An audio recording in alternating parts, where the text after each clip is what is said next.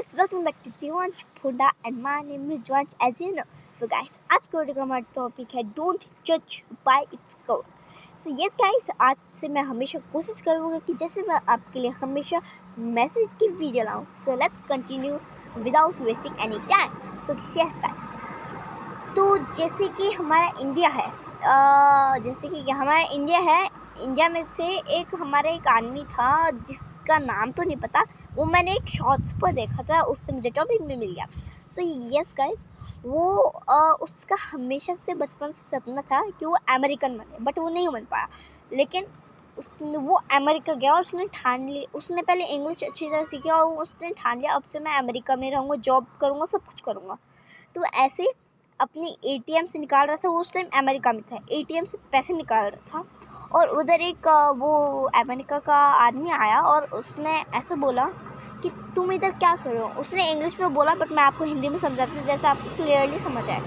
सो उसने ऐसा बोला कि तुम हमारे देश में क्या कर रहे हो, अमेरिका में ये क्या कर रहे हो, तुम अपने खुद के ATM में जाओ ना, अपने देश में जाओ ना, हमारे देश में क्या कर रहे हो.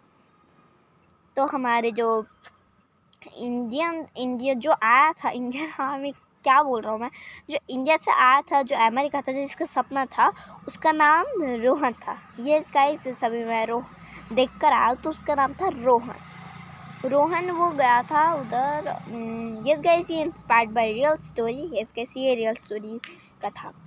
तो यस गाइस, वो उदास हो गया कि अमेरिकन ने मुझे गंदा बोला कि अपने देश में जाओ, अपने देश में खोलो, हमारे देश में क्या करो. उसको बुरा लगा.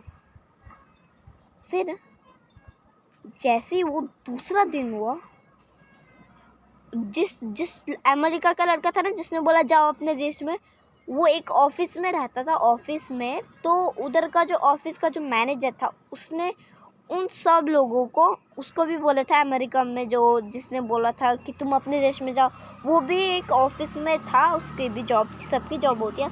तो वो ऑफिस में था. उस ऑफिस के मैनेजर ने बोला सबको, कॉन्ग्रेचुलेशंस, आप सभी का मतलब हमारे जो ऑफिस है यहाँ का न्यू बॉस आया है. तो सब लोग मतलब थोड़ा सा वो हो गए नर्वस, क्योंकि उनको पहले का बॉस अच्छा था. लेकिन जैसे ही उन्होंने देखा, जिस आदमी ने बोला था ना कि तुम अपने देश में जाओ, वही था न्यू बॉस. अब उसको बहुत गंदा लगा उसके बारे में, तो वो फिर